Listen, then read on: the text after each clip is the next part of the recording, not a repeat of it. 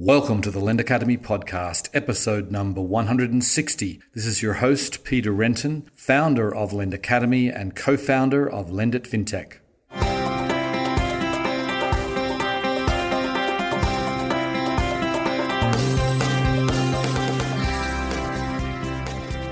Today's show is sponsored by Lend It Fintech Europe 2018. Europe's leading event for innovation in financial services is coming up on the 19th and 20th of November in London at the Business Design Centre. We have recently opened registration as well as speaker applications. You can find out more by going to lendit.com/Europe. Today on the show, I am delighted to welcome Cecilia Frew. She is a Senior Vice President and the head of North America Push Payments for Visa Direct, which is obviously part of Visa. Now, what Visa Direct does is they're really bringing real-time disbursements to the lending space. This is something that hasn't been possible really until very recently. So I wanted to get Cecilia on the show to talk about how they're doing that, what some of the use cases are, and how the whole system works. It was a fascinating interview. I hope you enjoy the show. Welcome to the podcast, Cecilia. Thank you, and thank you for having me. Okay, so I like to get these things started by giving the listeners a little bit of background about yourself. So can you tell us what you've done in your career to date? Sure, of course. So Cecilia Frew, I manage our Visa Direct real-time push payment product for North America at Visa. And I've been at Visa for about 4 years. Before leading the push payment effort, I was leading prepaid for the U.S. And before that, I was actually in banking for about 8 years and did a whole bunch of different things, ranging from corporate banking strategy and treasury management to small business debit card and consumer prepaid management, and also spent some time right after the financial crisis managing a distressed home equity portfolio, which was pretty significant, about $18 billion in distressed assets, which was quite an interesting time to be in that field. I'm sure. Before that was at McKinsey & Company, did my own consulting for a while, and way before that was at Kodak, Eastman Kodak, if you remember them, doing sales. So that was my very first job out of college, doing sales for Kodak. Okay. And that was probably while they were still going well. So that was, exactly. That was a better time than more recently. Anyway, so I want to just get straight into sort of into push payments. And I'd like you to explain what it is and what it is that Visa Direct does, because I know that it's not obvious to many people. It wasn't obvious to me until we started chatting. So I'd like you to explain to everybody, what is push payments? Yes, absolutely. And it is counterintuitive. So it does take a little bit of time to reacclimate your brain to basically what it consists of, a reversal of the flow in what we traditionally think of with the card networks. Mm-hmm. So the way I like to describe it is, so imagine you go into a store and you want to buy a sweater and you hand the merchant to your card, or you tap it, or whatever happens nowadays in terms of the card technology. But essentially what's going to happen is that merchant is going to take your card number and pull the funds from you. And if that is from a debit card, it's going to come right out of your bank account. Mm-hmm. And so in that regard, it's helpful to think of the debit card number as another access point to the bank account. Okay. Now imagine I change my mind. I take that same sweater back and I want to return it. Again, I hand the merchant my card. Again, he uses my card number. But this time he reverses the flow and pushes the money back to me. And the money doesn't sit on my debit card. It goes back into my bank account. Right. And so that's why you'll hear us refer to this as, a lot of times we'll use the term push to debit, but what we really mean is push to bank account with your debit card. Okay. Right. And so it's that push, that credit back into the bank account that's what we're talking about. Now, what's interesting is that the merchandise return, which is what that is, has been around for forever, but it is inherently linked to the purchase transaction. And so a lot of the data resides in that purchase transaction. And so on its own, it can't stand on its own. Data is not good enough. The tracking isn't good enough. And so because the purchase was the original transaction. And so what we needed was an original credit transaction, as opposed to that original debit transaction. And so the original credit transaction, you'll often hear us call it an OCT, is think of it to some extent as a souped up merchandise return. That's it. They use the card number, they push the money back into your bank account. But in the new transaction, it's a much more robust set of data around who's sending the money, where the money's coming from, where the receiver is, that allows the bank issuers to risk rate and approve those transactions. And most importantly, to post them immediately, make the funds available immediately. Mm-hmm. And so that is the big difference. As you guys probably all know, like if you've ever done a return with your debit card, sometimes it kind of goes pending. It might not hit for a couple of days. That is not the case for an OCT or Visa Direct. The funds must be made available within 30 minutes. And available meaning you can literally go to the ATM and get the cash out. Okay, interesting. So is that the same technology that Venmo and Zelle are using, or is that different? That is exactly. So if you think about Venmo in particular, let's use them as an example. So Venmo traditionally has been if you want to send, so let's say I want to send money to you, right? And what I would do is I would download the Venmo app. I would load my debit card and I would send it to you. You'd get a text that said, so you sent your money, come get it. And at that point, Venmo would leave it in your Venmo account, mm-hmm. right? And if you wanted the money actually in your bank account, you would have to give them your routing and transit number, and they would do a slow ACH to your bank. And so what Venmo did, this is probably about 7 or 8 months ago now, is they added Visa Direct as an option for instant cash out. And you can still choose to do ACH slow, and that's free, or we can use the same card that you already have in your Venmo account and deposit the money into your bank account instantly for a 25-cent fee, by the way. So there is a small fee, but pretty reasonable to have the money back into your bank account. Right. So this relies on an actual debit card that, obviously we all have a debit card. We have an ATM, like our ATM card is a debit card. So that is what you're using to really to push the money directly to the bank account? That's it. That's it. So, think about like if I take my debit card to the ATM to make a deposit, right? So I'm a small business and I've got checks and cash I want to deposit. I put my card in and they're going to use that debit card number to access my bank account and post that deposit. Same exact thing here. Right.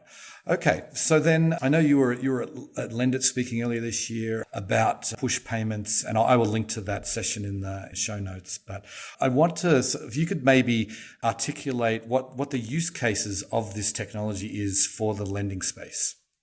Yes, absolutely. So I absolutely love how this has emerged as a leading use case, actually, for our Visa Direct push to card solution. So it's interesting, the evolution in the U.S. So first of all, the Visa Direct transaction, the OCT, has been around for quite a while, probably 10 years or so now. And it got a little bit of traction in the rest of the world, but not in the U.S. Mm-hmm. And the reason is because it's a new transaction, the souped up merchandise return, it required the issuers to do some technology build. And when it first came out, there was not a lot of use case. There wasn't a lot of need. And so not all the issuers actually did the implementation. Mm-hmm. And so it wasn't until a couple of years ago where all of that changed with faster payments and P2P in particular as a disruptor. So P2P was really our first use case. But then very quickly we saw a desire for businesses to be able to want to disperse money instantly to either their customer or their small business partner. A really good example of this would be Uber and Lyft. So today, if I'm an Uber driver, I have the Uber driver app. And in the old days, it used to be I would have to wait until Tuesday to get an ACH for my prior week's driving. And now what they say is you can still wait for that ACH, or if you need some of that money, go ahead and for a small fee, I think it's 50 cents, you can withdraw the money from your Uber account and have it immediately deposited. And as you can imagine, for someone doing Uber or Lyft, they're trying to make ends meet, right? They're trying to get some extra cash. And so being able to access their money at night or on the weekends or on holidays was pretty important. So we see a lot of what I think of as a faster settlement. Do you see what I mean by that? It's like their money. It's at Uber. They don't have it in their bank account. And so what they're really looking to do is use their debit card. Now, a lot of cases, those are small businesses. So that was kind of the first time where we're like, small businesses and cash flow, small businesses have debit cards, and we can talk a little bit about the stats on that. And so, yeah, on Uber, you get a mix of small businesses and just traditional consumers. So then what happened is we started talking to lenders, small business lenders in particular, and what we would in the banking world would call alt lenders. Mm-hmm. On Deck in particular, who is now piloting on our system. And what they said was, okay, we now have the ability to take a small business customer and using all the data and access that they give us, we can underwrite, okay? And that's awesome. Mm-hmm. But it still takes days to get them the money. Right. And so that's actually not that helpful, and so they said, we want to add the ability to push the loan disbursement to the small business in real time. So now imagine a scenario where I am a small business. It's Saturday morning because that's when I kind of do my financials because, during the week I'm crazy. Saturday morning, I'm with my cup of coffee and I'm doing my loan application to On Deck. If they can say you're approved, and then they say, and by the way, we can get you the funds right now. Just give us your small business debit card. I enter that, and boom, the money's in my account. So you can see how absolutely powerful. Now, I just want to clarify. So that can happen outside of business hours. That can happen at any time on a weekend or whatever, is it? That is the most important part to this. Okay, so it's because unlike ACH or even same day ACH, Visa is not batched. Right. In real time, 24/7, 365, And so it doesn't matter if it's Labor Day. It doesn't matter if it's 2 a.m. Visa is up and ready for business. So it was interesting. I don't know, earlier in the week, if you saw, there was an article by the Cabbage CEO where he did some work basically kind of investigating when people actually pulled their funds. And I think it was either 20 or 30% of all their funds were being asked for, to be distributed off hours. So whether that was at night or on weekends or holidays. And so, even a same day ACH, which can be very useful, by the way. And by the way, sometimes these things can live next to each other. It doesn't have to be either or, you can offer, choices depending on the scenario. And so, but you can see how important it would be to give access to the money anytime, and what a competitive differentiator that was going to be for Cabbage. Right. No, that makes sense. I mean, for any of those online lenders, particularly the ones that are automated, and On Deck does a lot of automation, Cabbage does a lot of automation, where it's, to have that. I mean, it must be the customer satisfaction from someone applying for a loan at say 10 a.m. and by 10:30 the money is sitting in their account. That's not what we're used to. Exactly. I can see how exactly. That really... And one of the things that when we're talking to lenders about the service, there is an interesting nuance for lending, which is the fees that are charged either to the consumer or small business. So there's a lot of sensitivity, especially in the consumer space, around APRs. And if you take every single fee and you add it into the APR, all of a sudden it starts to look pretty bad. And so where we talked about Uber, we talked about Venmo, they're each charging a small fee, to the receiver of that money. In the lending space, we don't expect the lender to charge a fee. And so instead, that's just an additional service that the lender provides. And it's in order to maintain the APRs, where we need them. Now, the good news is the economics of sending are completely different than a card transaction. So you can think of it as, it's less than $1 all in, including interchange. So, it's very affordable. It's not an ACH. An ACH might be 25 to 50 cents, but it's getting there. And for the additional customer benefit, it's probably very worth it.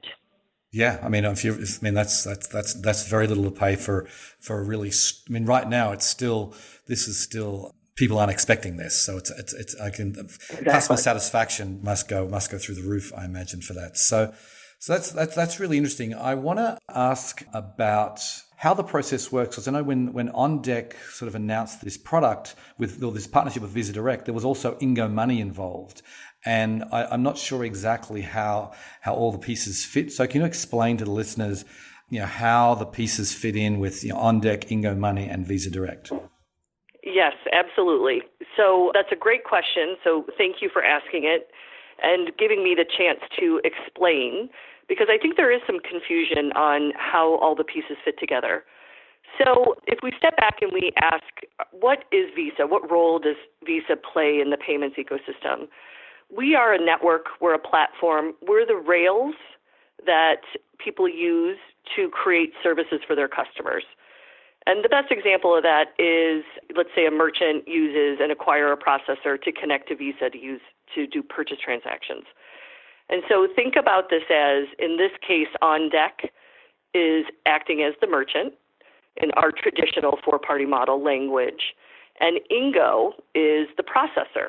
And so Ingo connects to us directly, and then they go out and they work to create solutions, unique solutions for each of their customers and bring them on board. So On Deck doesn't connect to us directly. They connect through a processor, which is very similar to our traditional purchase model. Right. Okay. Now I understand. Thank you.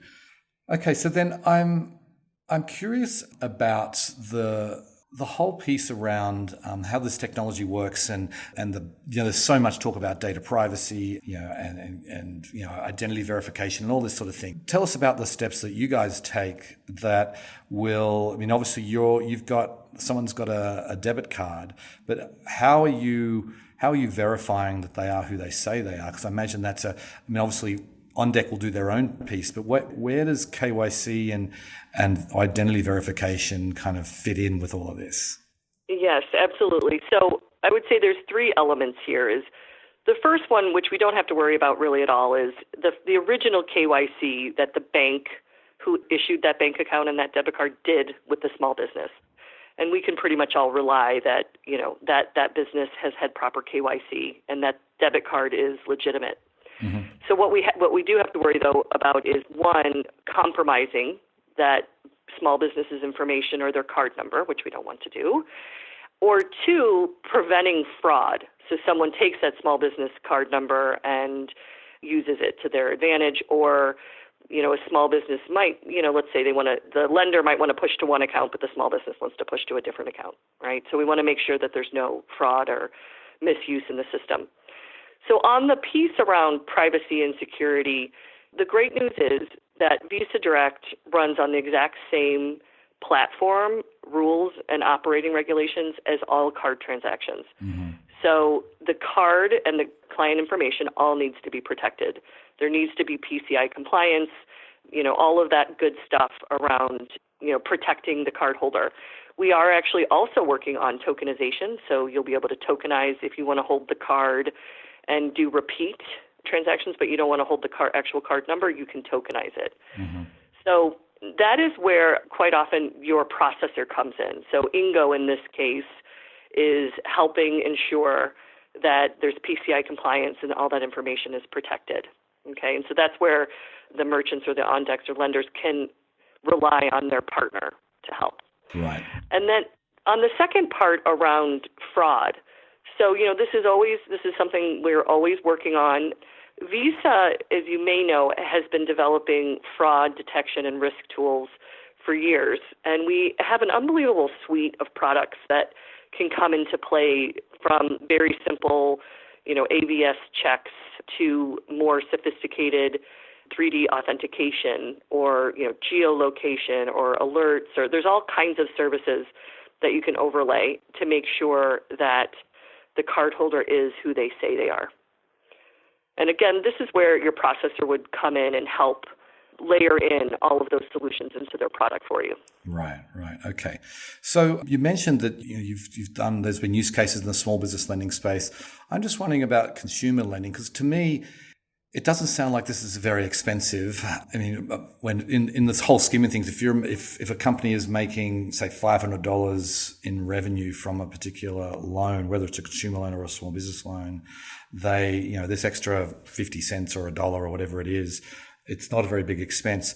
And it feels like to me everyone should use this. I mean, it's like there's the whole ACH system is, it's 40 plus years old, and I think people would appreciate having this instant, getting their money instantly. So are there any of are you working with consumer lenders as well, or is it really just... We are. Okay. Yeah, no, we absolutely are. So The value proposition is very similar for consumer lenders.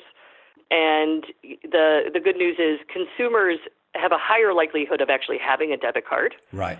Small businesses, we did some research. There is, I think it's something like 70% of all small business owners do have a debit card. And of those that don't, another 80% would be willing to go get one for this purpose. Mm-hmm. Okay, so that's really good news. And on the consumer side, we've got great debit card penetration. The consumer always has their debit card in their pocket. So yes, absolutely. We have a lot of interest from the consumer lenders. The interesting part there is there's just a very big network of lenders out there. And so, it takes time to reach them all, to help them understand what the value proposition is and that they should engage with us on this. And so we've had lots of very positive feedback. And I am quite certain in the upcoming months we will hear an announcement about a consumer lender using Visa Direct. Okay, well, we'll wait for that. So, what are the limits here? I mean, you probably can't move $1 million in this program, right? But so what is the maximum amount of money that you can move at one time? Yes, absolutely. Okay, so this is a great question, and one that I want everyone to be thinking about. So when I first took over Visa Direct here in the U.S. and North America about 3 years ago, we had a single transaction limit of $2,500. Okay, and which wasn't very good, right? Right. For P2P, maybe it's okay, because that was really the first use case contemplated. But we said, you know what, for these business disbursements, or, in this case, lending, you need something more than that. So we increased the transaction limit. We actually increased P2P as well. So we increased P2P transaction limit to $10,000. And we increased a business disbursement to $50,000. Okay. Yeah, so it's pretty big. It's pretty big. Now, one of the things that I always give the caveat on is that that's the Visa system limit. We continue to work with the issuers in terms of, they haven't seen a lot of this yet. They've seen a lot of P2P. They're all very comfortable with the transaction size, which is typically smaller. But as we launch new use cases, in this case, small business lending or insurance payouts that have a higher ticket, we call, think of it as a higher dollar transaction, sometimes it gets caught up in the bank's risk systems. And so we are working with our issuers very closely to help them understand what they're getting and give them an understanding of, please approve these transactions. Don't bounce them back because you don't know what they are. Right. So there's a bit of an education process for us, but it's getting better every day. So then are you just focused internally in North America? Obviously Visa's, I don't know, probably in every country in the world, I'm guessing. So I'm interested about the applications of this for, maybe for cross-border payments at some point. But so where does it stand? I mean, is this really a US product right now? And where does it stand as far as cross-border? No, so cross-border is absolutely a phenomenal opportunity. And this is actually one of my favorites. So if you think about cross-border, and we think about it as cross-border remittance, which is, P2P, that's me sending money back to my mom in my home country, or that's a B2C disbursement, a business paying out maybe an app developer, in another country. We think that this is a fabulous opportunity where we already see transactions going cross-border, and it's a big push for us for Visa globally. I think, if you step back and you think about the global reach, so Visa has about 3 billion cards globally. Wow, okay. Right? I mean, so it's an unbelievable amount of reach. And if you think about the notion of being able to push money around the world in real time, traditionally we think of either let's say a global ACH or even a SWIFT or a correspondent banking. Those can often take days and can get tied up and lost. And, it's not always the easiest thing to keep track of. But the transaction is the exact same around the world, and it uses VisaNet around the world. So there's no complicated, jumping around from bank to bank. It's a very straightforward, reliable transaction. So we're very excited about it, and there is some really great momentum in the cross-border space as well.